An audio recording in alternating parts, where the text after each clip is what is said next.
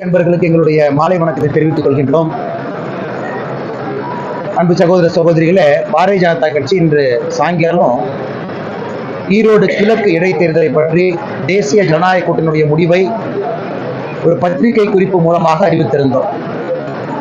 உங்களுக்கு தெரியும், பாரதிய ஜனதா கட்சியை பொறுத்தவரை ஒரு தேர்தலை புறக்கணிப்பது என்பது இந்திய அளவில் மிக மிக அபூர்வமான ஒரு விஷயம். மிக மிக அபூர்வம். ஜம்மு அண்ட் காஷ்மீரிலிருந்து வடகிழக்கிலிருந்து தமிழகம் வரை எல்லா தேர்தலையும் கூட பாரதிய ஜனதா கட்சி எதிர்கொண்டு வந்திருக்கிறது. ஆனால் இந்த முறை தமிழகத்தில் நடக்கக்கூடிய அசாதாரணமான ஒரு சூழ்நிலை, அதே நேரத்தில் ஈரோடு கிழக்கிலே இடைத்தேர்தலுக்கு ஒரு இடைத்தேர்தல். இதற்கு முன்பு இடைத்தேர்தல் எப்படி நடந்தது, ஒருவேளை விக்கிரவாண்டியில் வித்தியாசமாக இருக்கும் என்று நினைத்த பொழுது விக்கிரவாண்டியம் எப்படி நடந்தது என்பதையெல்லாம் முழுமையாக தேசிய ஜனநாயக கூட்டணி அதை பார்த்தோம்.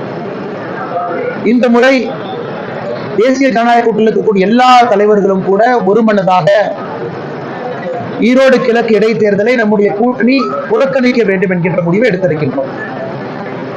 பாரதிய ஜனதா கட்சியை பொறுத்தவரை தனிப்பட்ட முறையில் இது தேசிய தலைவர் திரு நட்டா அவர்கள் முழுமையாக பாரதிய ஜனதா கட்சியினுடைய கோரிக்கையை ஆராய்ந்து, தேசிய ஜனநாயக கூட்டணியுடைய கோரிக்கையெல்லாம் ஆராய்ந்து அதற்கு அனுமதி அளித்தார்.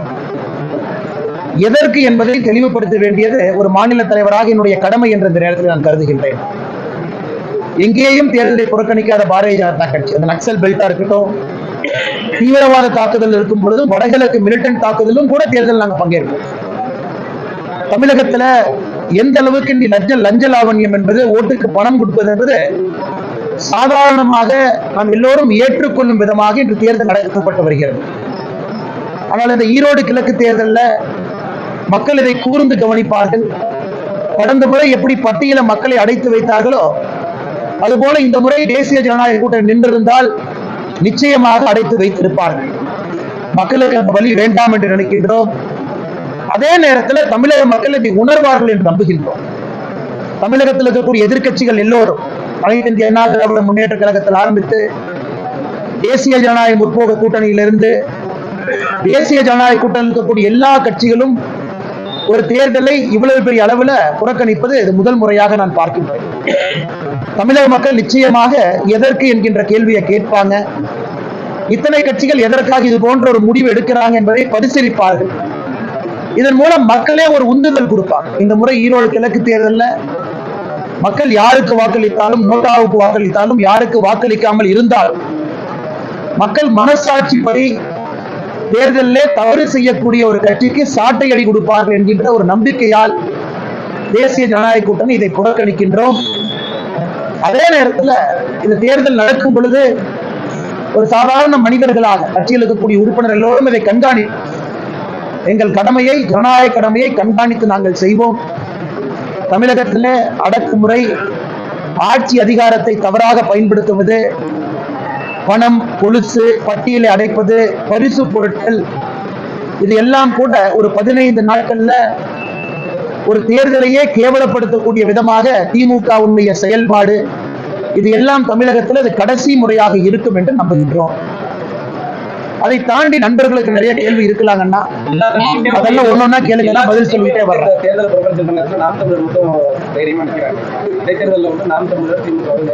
தேர்தலில் நிற்பது தைரியம் என்கின்ற வார்த்தை இல்லைங்க, அதுதான் நான் சொன்னேன். பாரதிய ஜனதா கட்சி ஜம்மு அண்ட் காஷ்மீர்ல இருந்து, ஜார்க்கண்ட்ல இருந்து, வடகிழக்குல இருந்து தன்னந்தனியாக எல்லா இடத்துலயும் நிற்கிறோம். தேர்தலில் எங்களுடைய தொண்டர்கள் நக்சலைட்டுகளால, மிலிட்டன்டால கொல்லப்பட்டிருக்கிறார். அப்படி இருந்து தமிழக பாரதிய ஜனதா கட்சியினுடைய கோரிக்கையை தேசிய தலைமை ஏற்று, தமிழகத்தினுடைய தேசிய ஜனநாயக கூட்டணி ஏற்று நம்முடைய தலைவர்கள் அங்கிருந்து அனுமதி கொடுக்கிறாங்கன்னு அவர்களுக்கும் தெரியும். தமிழக மக்கள் இதை உணர்ந்து இந்த முறை தேர்தலில் ஒரு மாற்றத்தை கொண்டு வருவார்கள் என்று. ஆனால் இந்த தேர்தலில் ஒரு ரொட்டீன் ப்ராசஸா நாமளும் நிக்கணும் அப்படின்னு நாங்கள் நிக்க விரும்பல. இன்னொன்று, தேர்தல் ஒரு கட்சி நின்றால்தான் ஜனநாயகம் முழுமை பெறும் என்பதை நாங்கள் நம்புகிறோம். அதனால் இது எந்த விதத்துல தேர்தல் ஆணையம் தேர்தல் நடத்துவாங்கன்னு தெரியும். மாநிலத்தினுடைய அதிகாரிகள் முழுமையாக தேர்தல் ப்ராசஸ்ல இன்வால்வ் ஆகிறாங்க. மாவட்டத்தினுடைய ஆட்சியரும் மாவட்டத்தினுடைய காவல்துறை அதிகாரியும் தான் அதை நடத்துறாங்க. வெளியிருந்து ஒரு பாராமிலிட்டரி போர்ஸோ, ஒரு சிஆர்பிஎஃப்ஓ, சிஐஎஸ்எஃப்ஓ வெளி மாநிலத்தில் இருக்கக்கூடிய ஒரு அதிகாரிகள் வந்து கண்காணிக்கக்கூடிய தேர்தலாக இடைத்தேர்தல் இருப்பது இல்லை. அதனால் நான் ஏற்கனவே சொன்னது போல தமிழகத்துல முதலும் கடைசியுமாக அதிகாரத்தை துஷ்பிரயோகம் செய்யக்கூடிய தேர்தலாக இது இருக்கும் என்று நம்புகின்றோம். இது சாதாரண மக்கள் நீங்க சொல்றது போல பேசும் பொருள், எதுக்கு இத்தனை கட்சி புறக்கணிக்கிறாங்க, என்ன நோக்கம் என்பது ஒரு பேசும் பொருளாக மாறட்டும். 2026 தேர்தல் நேர்மையான முறையில் நடக்கட்டும் என்பது எங்களுடைய ஆசை. எங்களுடைய தொண்டர்களை பொறுத்தவரை, தேசிய ஜனநாயக கூட்டணி தொண்டர்களை பொறுத்தவரை, அவங்க தேர்தலில் யாரெல்லாம் துஷ்பிரயோகம் பண்றாங்களோ பார்க்கிறாங்க. அவங்களுக்கு நிறைய வாய்ப்புகள் இருக்கு. யாரையும் வாக்களிக்காதீர்கள் என்று நாங்கள் கட்டாயப்படுத்த போவது கிடையாது. நிறைய ஆப்ஷன் அவங்களுக்கு இருக்கு.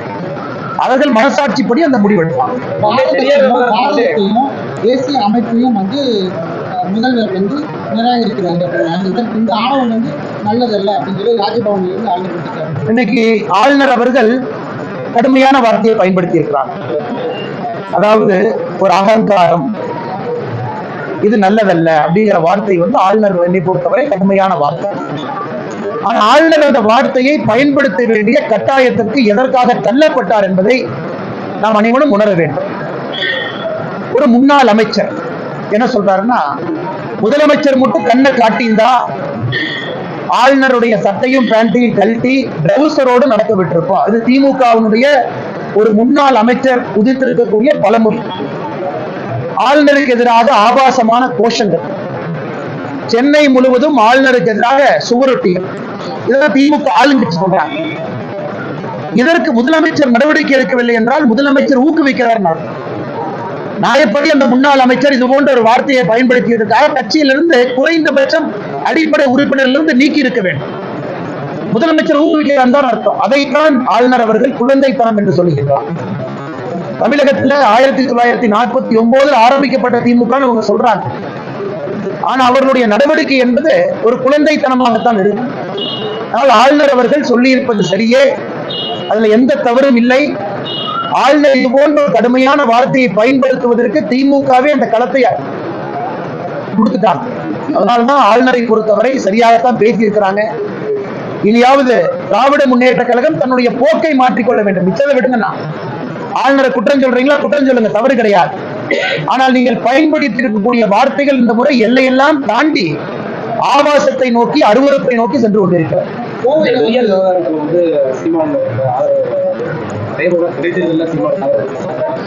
தந்தை பெரியாரை பொறுத்தவரை ஒரு விஷயத்தை நீங்க புரிஞ்சுக்கணும். பாரதிய ஜனதா கட்சி எப்பொழுதுமே பெரியாரை எல்லாம் கடந்து, எனக்கு நிகழ்காலத்துல பெரியாருக்கும் நிகழ்கால தமிழகத்திற்கும் தொடர்பு இருக்கான்னு கேட்டீங்கன்னா என்னை பொறுத்தவரை இல்லை, தாண்டியாச்சு. இன்னைக்கு இவங்க எப்போ கட்டமைத்த ஒரு பிம்பத்தை வச்சு அரசியல் செய்ய வேண்டும் என்று நினைக்கின்றார். ஒரு பலூனை எவ்வளவு ஊதினாலும் ஒரு காலத்துல அது உடையத்தான் போகுது.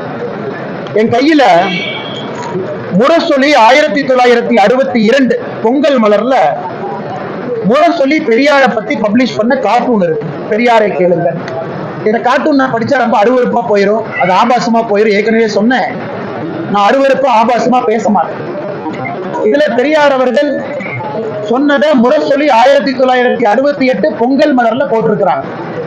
சில ஜாதிகளை பத்தி எப்படி பேசி இருக்கிறாங்கன்னு பாருங்க, சில மக்களை பத்தி எப்படி பேசி இருக்கிறாங்க பாருங்க. இதெல்லாம் தாண்டியாச்சு. எத்தனை நாளைக்கு தான் ஒரு விஷயத்தை நீங்க பூட்டி பூட்டி பாதுகாத்தாலும் உண்மை வெளியே வரத்தான் போகுது. அதனால பெரியார் அவர்கள் சொன்ன கருத்து எல்லா மக்களுக்கு தெரியும். அதெல்லாம் தாண்டி பாரதிய ஜனதா கட்சி வந்துருச்சு.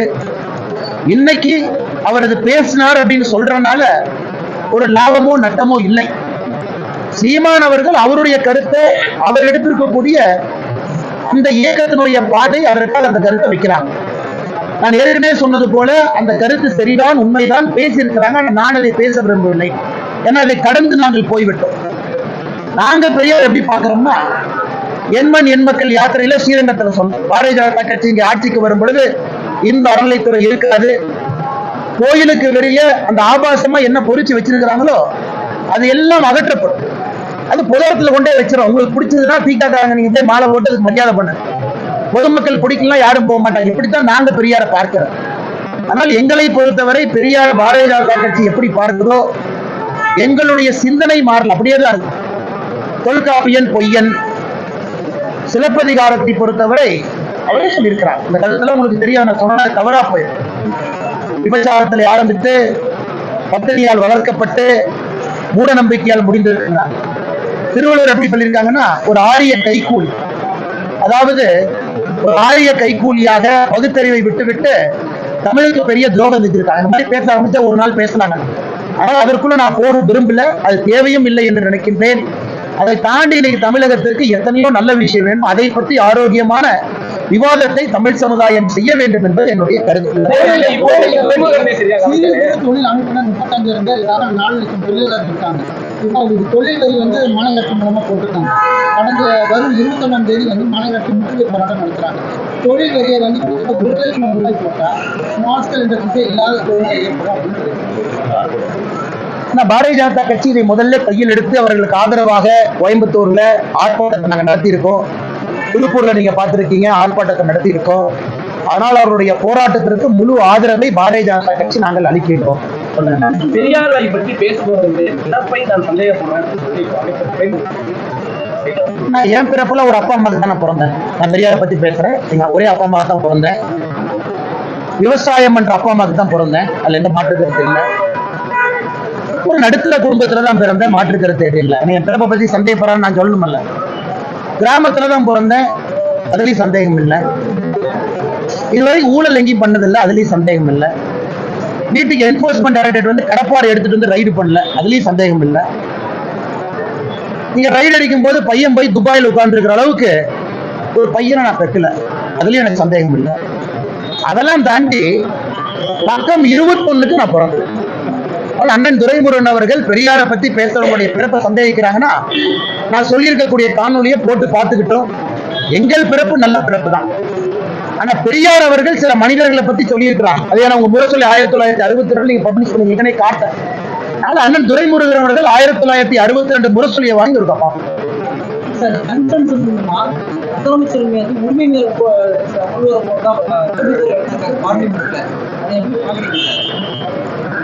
ஒரு விஷயத்தை புரிந்து கொள்ள வேண்டும். 2023 ஆகஸ்ட் 17ஆம் தேதி அதுவரை மாநில அரசு கையில் கிரிட்டிக்கல் அண்ட் ஸ்ட்ராட்டஜிக் மினரல்ஸ், அதாவது அவசியமான கனிம வளம், அது வந்து மாநில அரசினுடைய கையில் இருந்துச்சு. அது மத்திய அரசு சட்ட பாராளுமன்றத்தில் ஒரு தீர்மானத்தை கொண்டு வந்து அது மத்திய அரசினுடைய பவர் அது மாறுச்சு. இன்னைக்கு பிரச்சனை வந்து தம்பிதுரை அவர்கள் அந்த தீர்மானத்துக்கு சப்போர்ட் பண்ணாங்களா அப்படிங்கறது பிரச்சனை. நாம் நன்றாக புரிந்து கொள்ள வேண்டும். இந்த டங்ஸ்டன் ஏலம் விட்டா கூட மத்திய அரசுக்கு 1 ரூபாயிலிருந்து பணம் கிடைக்காது. வரக்கூடிய எல்லா பணமும் மாநில அரசுக்கும் லோக்கல் பஞ்சாயத்துக்கும் தான் போகும். ஆனால் முதலமைச்சர் அவர்கள் என்னை பொறுத்தவரை சட்டப்பேரவையில டங்ஸ்டன் பிரச்சனையில உண்மை தவறி பல விஷயத்தை பேசியிருக்கிறார். உண்மையை தவறி அந்த ப்ராசஸ் எப்படி வந்துச்சு? இன்னைக்கு இவ்வளவு பேசுறவங்க மாநில அரசு மத்திய அரசுக்கு எழுதின கடிதத்தை ஏன் வெளியிடல? சட்டப்பேரவையில் வச்சிருக்கணும் இல்லையா? இன்னைக்கு அப்பா அவர்கள் பாய்ந்து வேலை பார்க்கிறார். திமுக இல்ல இந்த கட்சி அப்படி சொன்னாங்க, எஃப்ஐஆர் இப்ப போட்டாங்க, பொள்ளாச்சி சம்பவம் இப்படி நடந்துச்சு அப்படி நடந்துச்சுன்னு ஒரு சுப்ரீம் கோர்ட் நீதிபதியை போல அப்பாவை தீர்ப்பு கொடுக்கிறார். என் டங்ஸ்டனை பொறுத்த வரைக்கும் அப்பா அவர்கள் முதலமைச்சரை பார்த்து மத்திய அரசுக்கு நீங்க எழுதின கடிதத்தை கொண்டு வந்து சட்டப்பேரவையில காட்டுங்கன்னு கேட்டுதான் அவர் நேர்மையான நடுநிலைமையான ஒரு ஸ்பீக்கரா நான் பார்ப்பேன். அதெல்லாம் செய்யல. அதனால் அது போல உரிமை வீரர் யாராவது கொண்டு வந்தால் நாங்கள் அதை வரவேற்கின்றோம். அதை தவறாக பார்க்கவில்லை. அதே போல ஏடிஎம்கேவும் பிஜேபி கூட்டணி உறுதியாகிவிட்டது. திமுகவினர் விசாரணை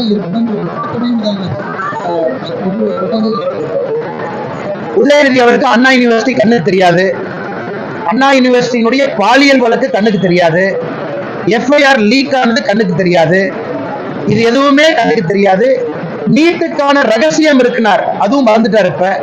அதனால உதயநிதி அவர்களை பொறுத்தவரை ஒரு நாளும் உதயநிதி ஸ்டாலினுடைய நடவடிக்கையை பார்க்கும் பொழுது தமிழக மக்கள், எங்களை பொறுத்தவரை நாங்க சந்தோஷப்படுறோம். தமிழக மக்களை பொறுத்தவரை ஒரு டைனாஸ்டிக் பாலிடிக்ஸ்ல தகுதி இல்லாத ஒரு நபர் ஒரு குடும்பத்திலே பிறந்தார் என்கின்ற ஒரே ஒரு காரணத்திற்காக பொறுப்புல வந்து உட்கார்ந்தா ஒரு திராவிடியன் மாடல் எப்படி டிசாஸ்டர் மாடலாக மாறும் என்பதற்கு உதயநிதி ஸ்டாலின் அவர்கள் ஆகச் சிறந்த ஒரு உதாரணம்.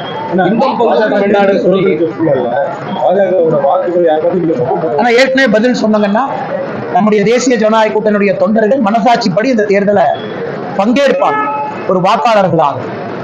ஜனநாயக முறையை நாங்கள் ஒரு கட்சியாக ரொம்ப ஆராய்ந்து, அதுவும் பாரதிய ஜனதா கட்சியை போல ஒரு தேசிய கட்சியினுடைய தலைவர் நட்டா அவர்கள் முடிவெடுத்து தொலைபேசியில் அழைத்து இந்த முடிவுதான் சரி என்று சொல்கின்றார்கள் என்றால் எவ்வளவு ஆராய்ச்சிருப்பாங்க. ஜம்மு அண்ட் காஷ்மீர் நம்ம தேர்தலை புறக்கணிக்கலாம், ஜார்க்கண்ட்ல நக்சலிசம் தேர்தலை புறக்கணிக்கலாம், நார்த் ஈஸ்ட்ல புறக்கணிக்கலாம். தமிழகத்துல ஒரு பாரதிய ஜனதா கட்சி தேசிய ஜனநாயக கூட்டணி புறக்கணிக்கிறோம் அப்படின்னா ஜனநாயகம் எந்த அளவுக்கு இங்கே கெட்டுவிட்டது என்பதை இதன் மூலமாக தமிழக மக்கள் உணர்ந்து கொள்வார்கள் என்று நம்புகின்றோம்.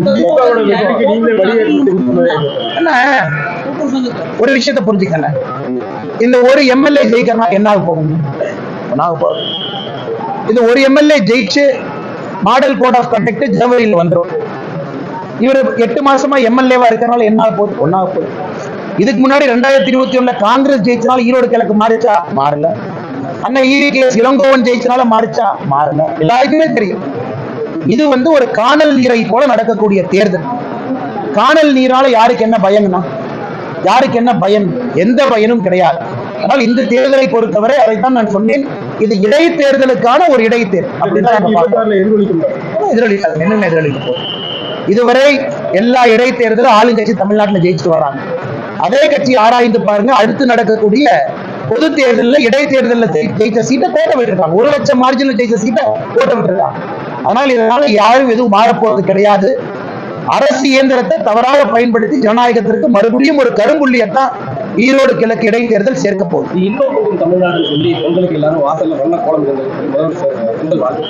அது கூட பரவாயில்லனே, சட்டப்பேரவையில அப்பா அப்பான்னு கூப்பிடுறாங்கன்னு சொல்றாங்க. எனக்கு சத்தியமா தெரியல யார் அவங்க அப்பா அப்பான்னு கூப்பிட்டாங்க. யாராவது அப்பா அப்பான்னு கூப்பிட்ட ஒரு வீடியோ நான் பார்க்கணும்.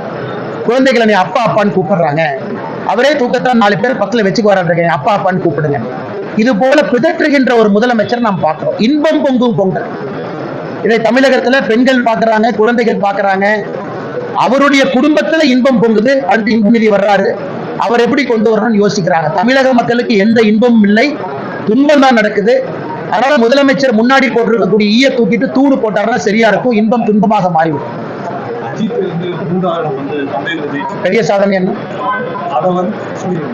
சாரிங்க, நான் முழு கேள்வியை முடிச்சிருக்கேன். சாரி, அது உதயநிதி திராவிட மாடல் அரசுடைய லோகோ பயன்படுத்துறது மகிழ்ச்சி. நாளைக்கு அஜித் F1 ரேஸ்ல துபாயில டாய்லெட்டை பயன்படுத்த உதயநிதி ஸ்டாலின் என்ன சொல்லுவாருன்னா, திராவிட மாடல் ஆட்சியால தான் துபாயில டாய்லெட்டை பயன்படுத்துறாங்க. ஏன்னா வேற வழியில நான் சொல்ல வேண்டிய கட்டாயம். அந்த மனுஷன் எந்த காட்ஃபாதர் இல்லாம சினிமாவில் நடிச்சு ஒரு மிகப்பெரிய நடிகரா வந்திருக்காரு. No Godfather. உதயநிதி ஸ்டாலின் மாதிரி முட்டு கொடுக்கறக்கு ஒரு சந்தானமும் பின்னாடி ப்ரொடியூஸ் பண்ற ஒரு ஸ்டாலின் ஐயா இருந்தாங்களா? இல்ல. தனி மனிதனாக சந்தானத்துடைய காமெடியை வச்சு பாதி படத்தை ஓட்டினார். தனி மனிதனாக அவரே பிரேக் எடுக்கிறார். எவ்வளவு தைரியம் பாருங்க. ஒரு உச்சத்தில் இருக்கக்கூடிய நடிகர் பிரேக் எடுத்து அவருடைய பேஷனை ஃபாலோ பண்றார். அதுல 3வது இடத்துல அவருடைய டீமை கொண்டு வந்திருக்கார். இதற்கு திராவிட மாடல்னு சொன்னாங்கன்னா, இங்க மைக் இருக்கு, நான் காரி தூக்க முடியாதுங்கன்னா வெளியே போனதுக்கு அப்புறம் காரி தூக்கிக்கலாம்.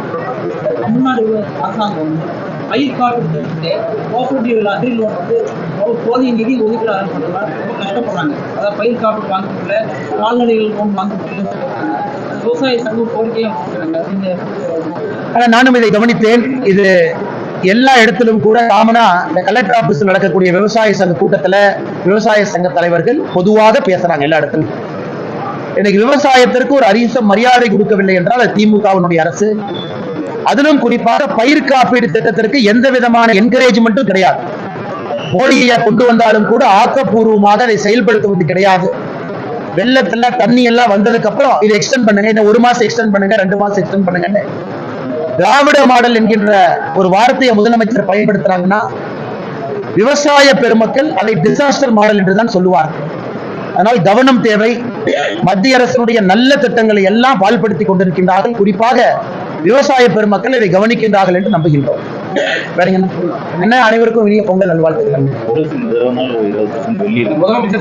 ஈரோடு கிழக்கு தேர்தல்ல அண்ணன் சொல்றாரு, கொலுசு எல்லாம் கொடுத்தா கொஞ்சம் வெள்ளி நிறைய இருக்கிற மாதிரி கொலுசு நல்ல கொலுசை கொடுக்க சொல்லுங்க. அப்புறம் அந்த ஹாட் பாக்ஸ் கொடுக்கும்போது உடையாத தரமான ஹாட் பாக்ஸ் எல்லாம் பார்த்து கொடுக்க சொல்லுங்க. அப்புறம் மக்கள் கியூர் நிக்க வைக்காதீங்க. வேகமா என்னென்ன பொருள் கொடுக்குறோமோ கொடுத்து தயவு செஞ்சு உதயநிதி ஸ்டாலின் படத்தை போட்டுறாதீங்க. நல்ல படம் நிறைய இருக்கு, பட்டியல் அடைக்கும் போது அந்த படத்தை போடுங்க. பணமே இல்லாம அண்ணன் மூத்த பத்திரிகையாளர், அண்ணன் சரியா கணிச்சு சொல்றாரு. ஸோ டிஎம்கேவை பொறுத்த வரைக்கும் பணப்பையை குறைச்சிக்கிட்டே வர போறாங்க. அண்ணா இதுல ஒரு மாற்றம் வரட்டுங்கண்ணா. நான் காமெடியா பேசினாலும் மாற்றம் வரட்டுங்கண்ணா. நன்றிங்கண்ணா. ஆனா இந்த தேர்தல் வந்தா நம்ம பொங்கலுக்கு பணம் கொடுக்கலாம் அப்படின்னு ஒரு கருத்து வச்சிருக்காங்க. துரைமுருகன் சொல்லியிருக்காரு. என்ன சொன்னாருன்னா தேர்தல் வந்து அவங்க கொடுத்துக்கலாம் மக்களுக்கு அப்படிங்கிற மாதிரி சொல்றாங்க. ஆனா அரசியல்ல சில தலைவர்களுக்கு ஒரு வயசு வந்ததுக்கு அப்புறம் ரிட்டையர்மெண்ட் வேண்டும் என்பதற்கு ஒரு கிளாசிக் உதாரணம் அண்ணன் துரைமுருகன் அவர்கள். இதை வந்து நம்முடைய சூப்பர் ஸ்டார் ஐயா ரஜினி அவர்கள் மேடையில சொன்னாங்க, சில பேருக்கு ரிட்டையர்மெண்ட் கொடுத்துடலான்னு. இன்னைக்கு துரைமுருகன் என்ன பேசும்பொழுது ரிட்டையர்மெண்ட் ஏஜ் நெருங்கி விட்டதாக நான் பார்க்கின்றேன்.